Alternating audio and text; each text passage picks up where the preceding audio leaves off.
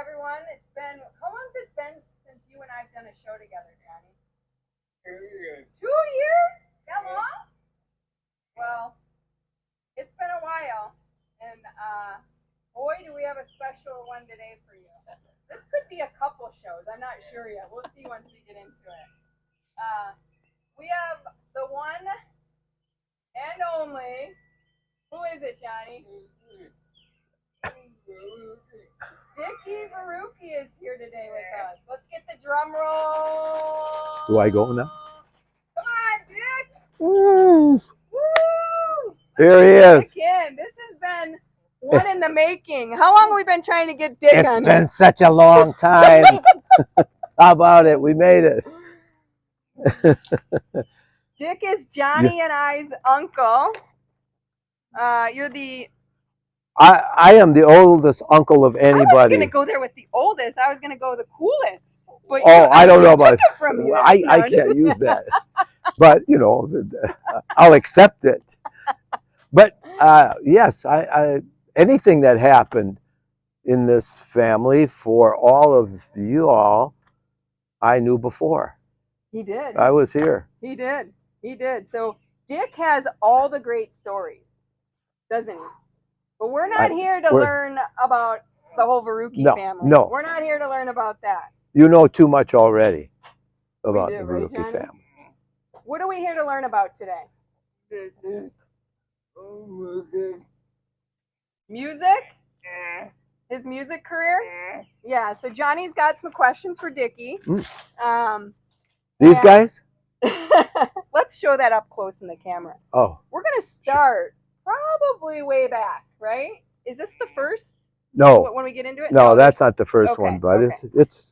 So that's a teaser. We'll get a little more into that. So Johnny put together some questions that he wants to ask Dickie, but we'll go wherever the stories take us. That's right. We can do that. So where Johnny wants to start is how you got into music. Well, that it was, you know, I was born into it, basically. Oh, tell us more. You know, my dad was a musician. He had his own band as well. Grandpa did? Yeah, they were called the Swingsters. I did not know that. And they were, of course, I wasn't born yet at that point when they were playing a lot. But he had a very strong idea about music and being in a band. I found out a lot of things about him as I grew up. I used to ask people, why do you call my dad, hey, 7:30, you know, like, what do you call him about?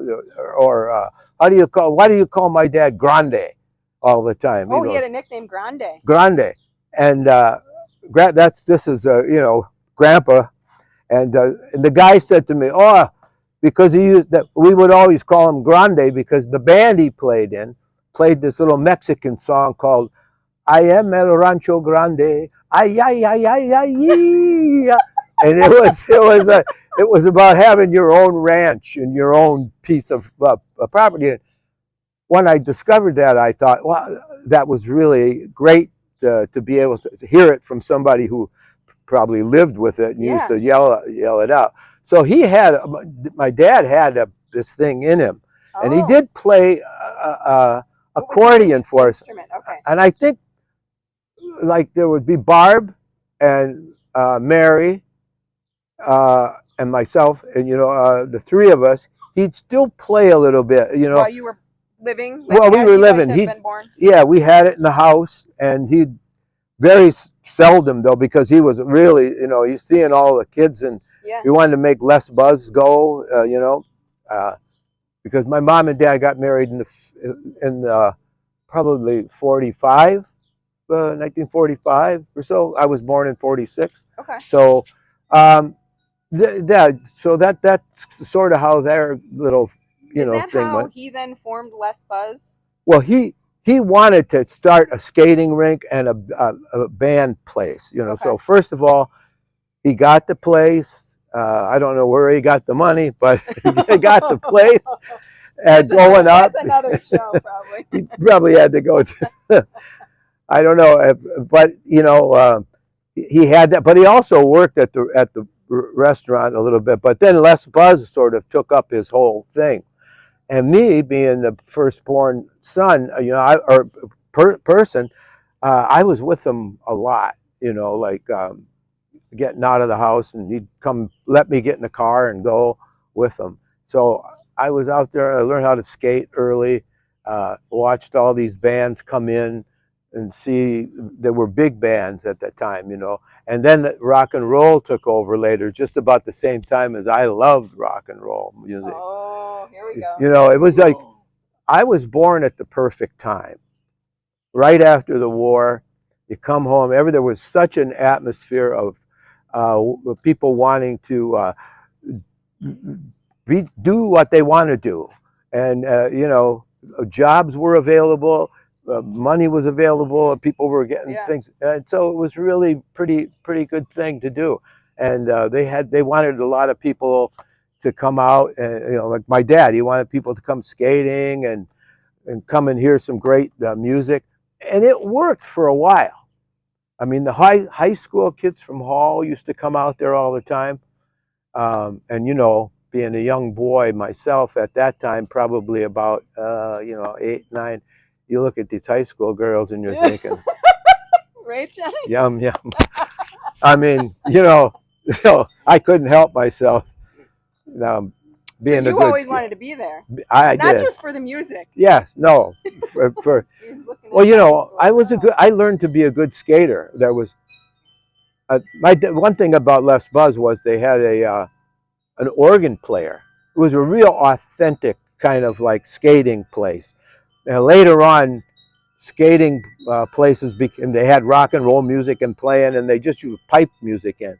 But in the earlier days, they always had an organist up there, and they'd play a variety of songs. They'd have a person that would say, "Okay, all skate slowly. Everybody'd skate together," and then they would take people off this and say, "Now this is for people who are couples only." And you had to go off the floor.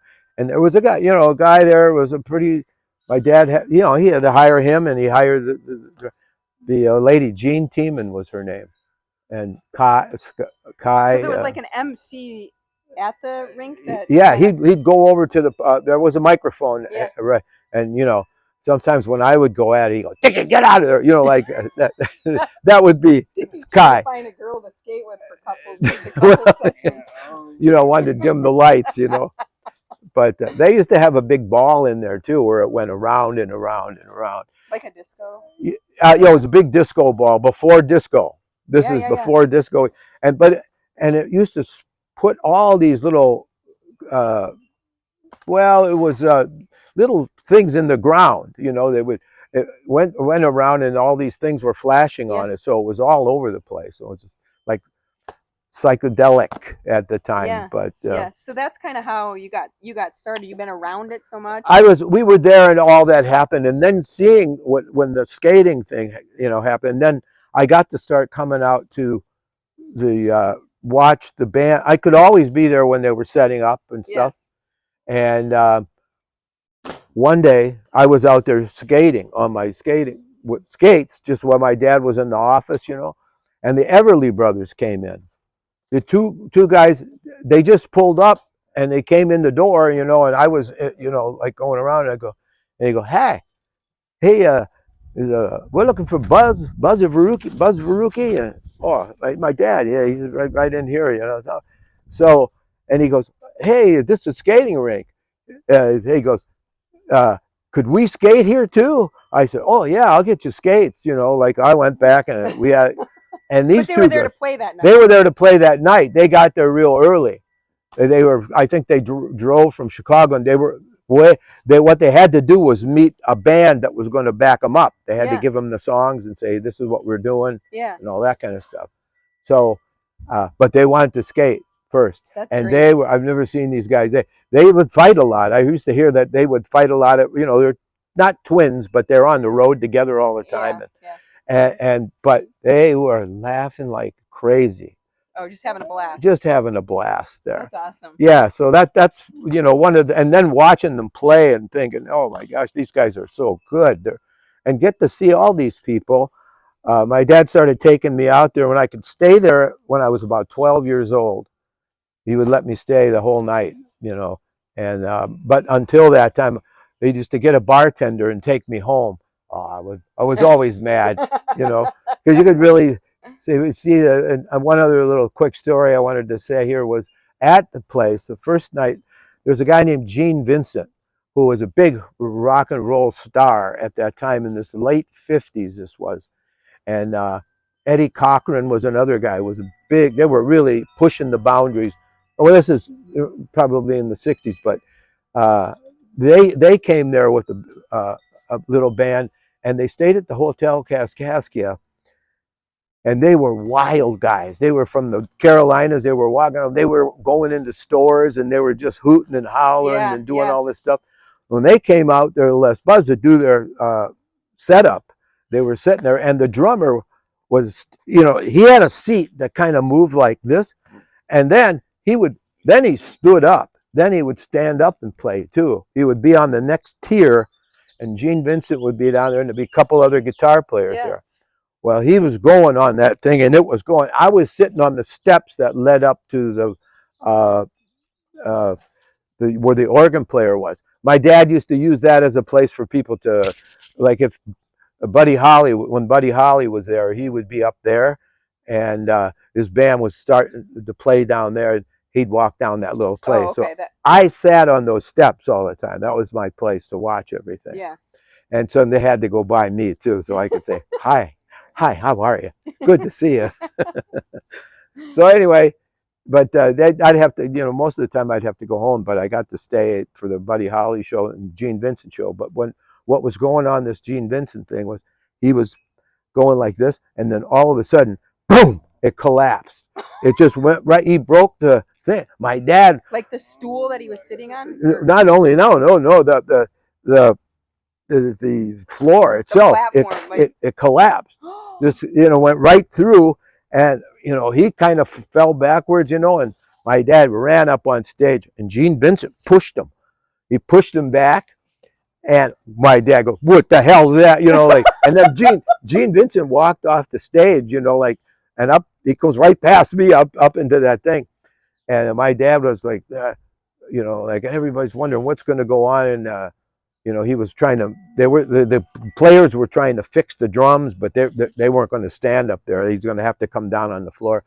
And my dad, he told the manager, "You tell that fucker to so and so to get out of here," you know, and because there were other group coming on, you know, but they went back. He was the headliner, you know, he was the big guy, you know, you can't just throw him out. So the manager was talking to my dad, and Gene Vincent came in. I was in the little room there, and he's like he apologized. 14-year-old, like.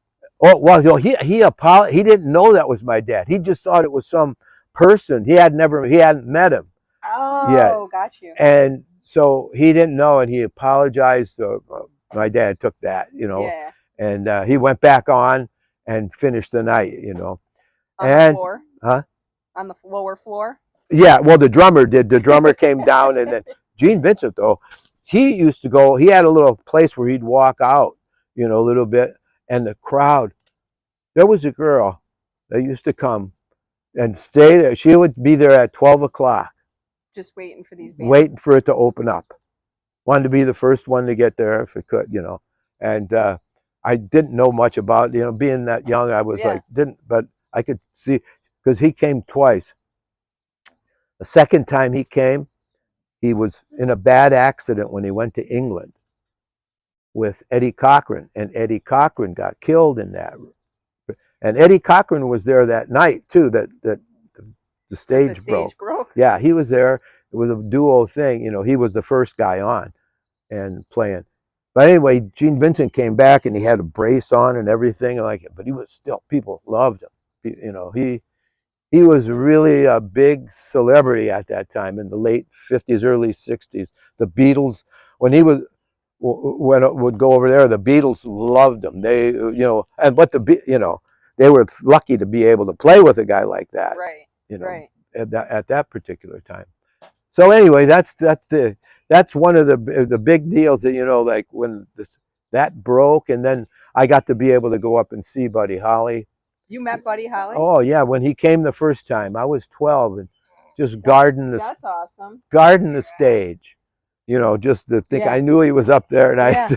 and his band was playing, and I watched him set up and all this kind of stuff, and they did things. And Because back then they probably didn't have as much security apparatus as oh they do today. no, nothing at all. Yeah. I mean, even who was, and I don't mean to say this in a bad way, but Max Kaiser. What I don't, you guys might not know Max, No. but Max was just around this town. He had something, he was a little slower. Yeah. Something had happened to him. His dad was a teacher at Hall. They ran the Tasty Freeze, and Max was a very nice guy. But a lot of people would tease him because he would tell people that he used to play with the Harlem Globetrotters. Oh, okay. Yeah. And we'd all, laugh and, stuff like this. But anyway, Max would come and work for my dad. He guarded the door. Oh. And I'm going to tell you, nobody could get by. Because the bus used to park out in the back in the alley. Yeah, yeah. And so they would Max, I know a guy, I got to get out there, I got to bring. Nope, can't get up there. Good, your dad has to tell me. I'm not moving. He wouldn't even let Dickie in. I wouldn't. I was like, geez. So anyway, it was a pretty nice place there, though.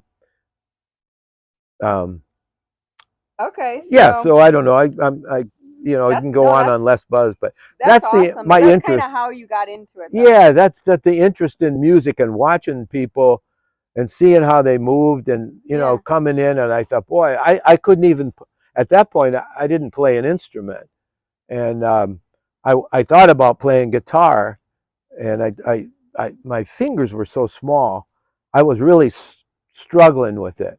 But I used to play. I used to bang on pots and pans at home.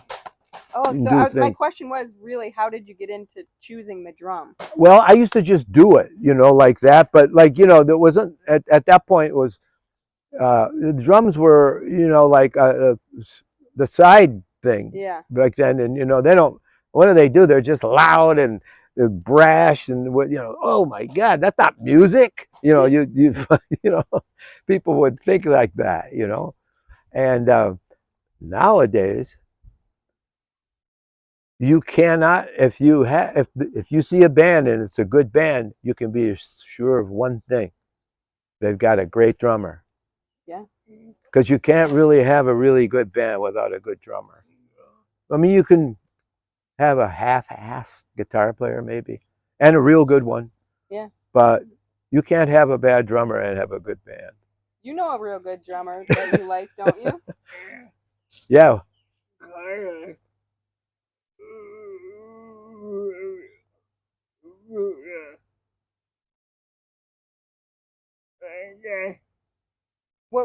What band is he in? I thought so. Dave Matthews Band. Oh yeah. They've got a really good drummer, huh?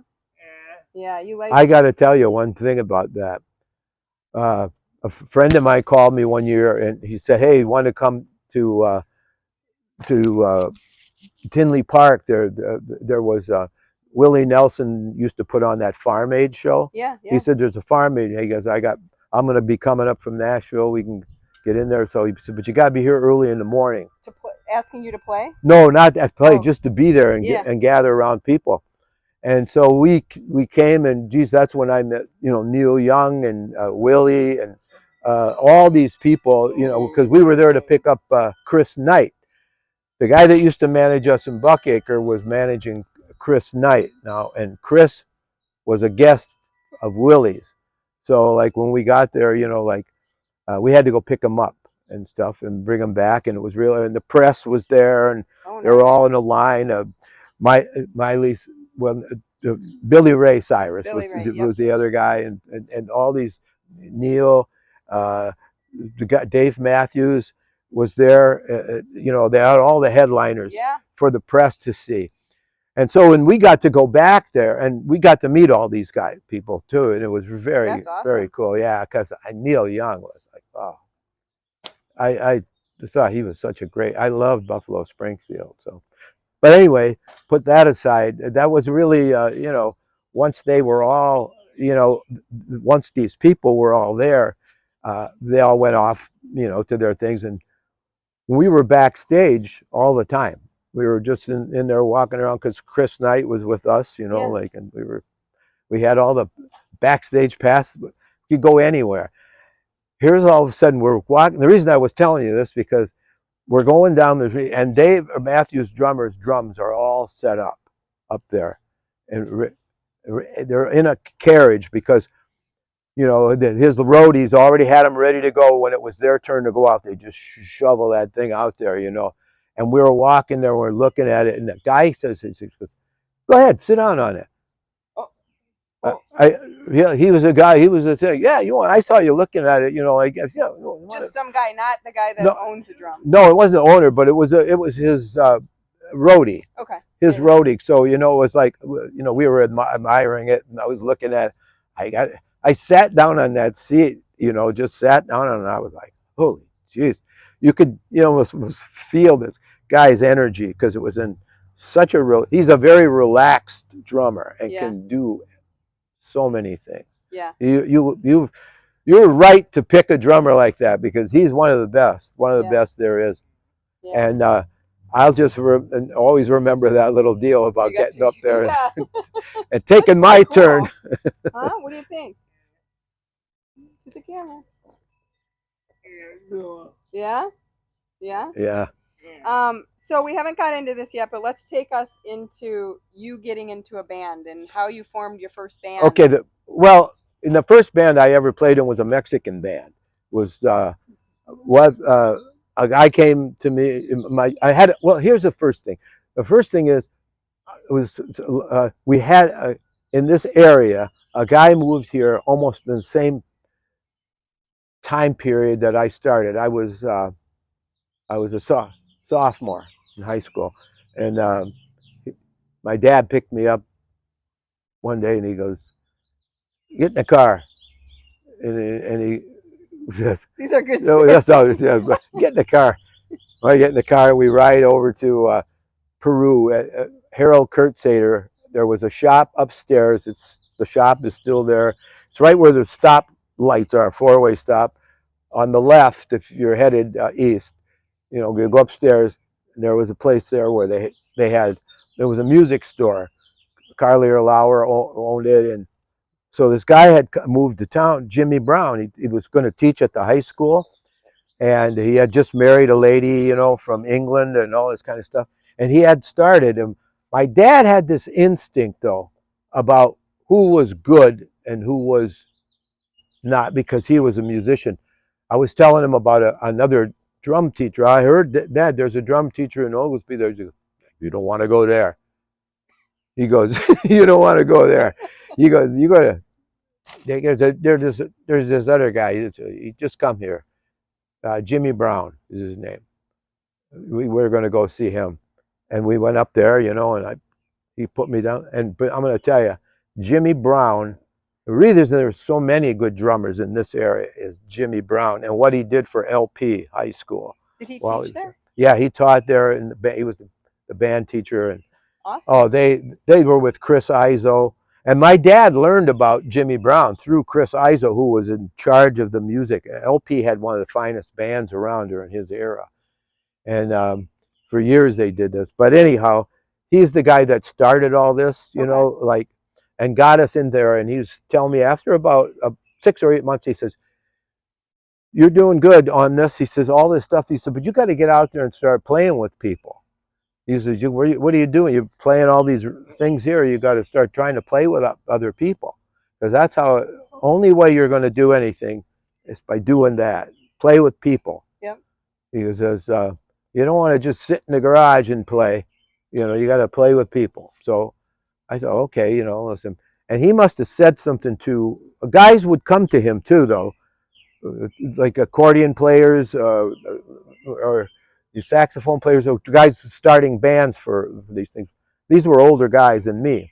And this is a little before rock and roll was hitting, but it was a little before it got really swinging and everything, and it took over. But so there was this guy came, Ray Cisneros was his name, and great guy from the DPU, and he had a little band, and he came to came to interview me, and so he walked in. I was all ready for him. I was down in the basement. I had my drums set up, kind of nervous, thinking, "Oh, geez, I'll get." And he comes up and he goes, "Can you play for me a Barolo? Huh? Barola? Huh? Ting tang, ting tang, try to do that." Okay, okay. How about a Waracha? Oh, geez, a Waracha. Geez, I forgot. And you knew what these were. Well, yeah, there were things because I've been studying them a little bit, but I mean, if you're not really playing with a group, you'll forget it. But I mean, I kind of nursed myself through all these, and so he wanted to see through boleros and foxtrots and these little things that they'd be playing and see if I knew what they were. And so I got the job. And the other thing was that I think what he really liked was I used to be able to take my dad's station wagon. We put my drums in it. And then back in those days, they used to have a bass player who played what they call a double bass, the ones that are real high like this. Yeah. You got to stand up and play them, and they're big. And they had to, we could fit it in our car. The thing that you hold on to up here was all the way up to the front and all the way back. And people be like, we'd be driving up to Rockford like this, over to the window. Luckily, I was driving.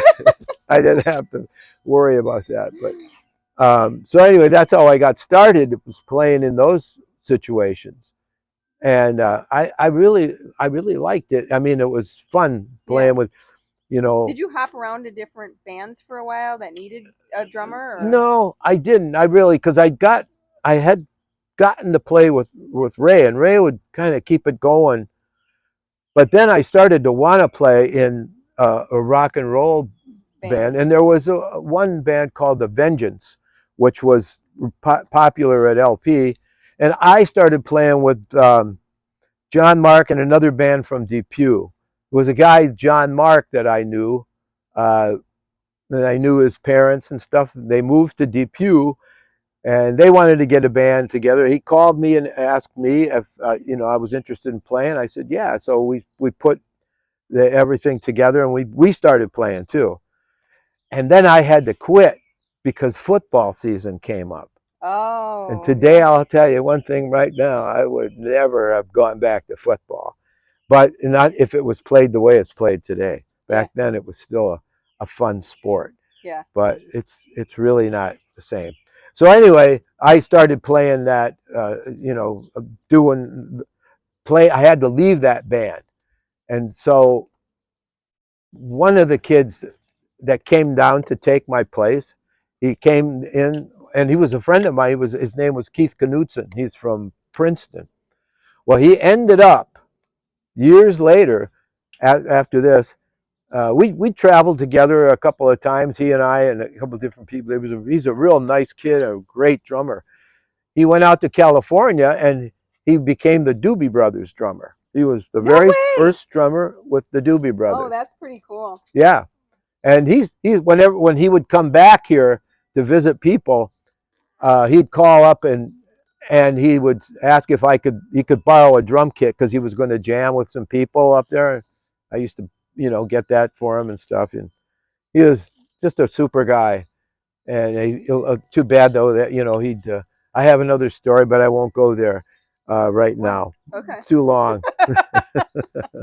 We love these stories. I know, I'm loving these stories. How about you, John?